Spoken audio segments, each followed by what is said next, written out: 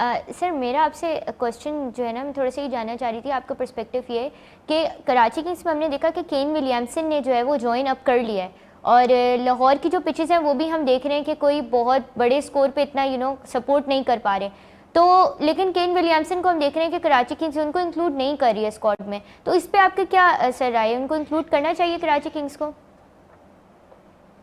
देखिए, कराची किंग्स जो है वो मेरे ख्याल में अच्छी शेप में नजर आ रही है। उन्होंने डेविड वार्नर को दिया, डेविड वार्नर को कप्तानी भी दे दी, लेकिन मेरे ख्याल में ये रिटायर्ड प्लेयरों पर बहुत ज्यादा रिलाई करना ये भी अच्छा नहीं है। लेकिन मुझे लग रहा है कि कराची किंग्स जो है वो भी एक कंप्लीट पैकेज है। कराची किंग्स भी इस टूर्नामेंट में अगर दो तीन चैंपियन टीमों की हम बात करें तो कराची किंग्स भी अच्छी शेप में नजर आ रही है।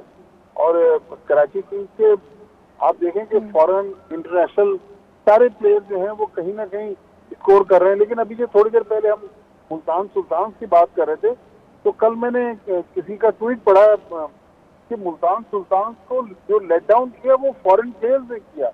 और कराची किंग्स में आप देखें कि डेविड वार्नर पिछले मैच में उन्होंने स्कोर किया, तो कराची किंग्स इस बार बेहतर टीम हमें नजर आ रही है पिछले साल के मुकाबले में। मुझे लग रहा है कि अभी बड़ी इंटरेस्टिंग क्रिकेट होने वाली है।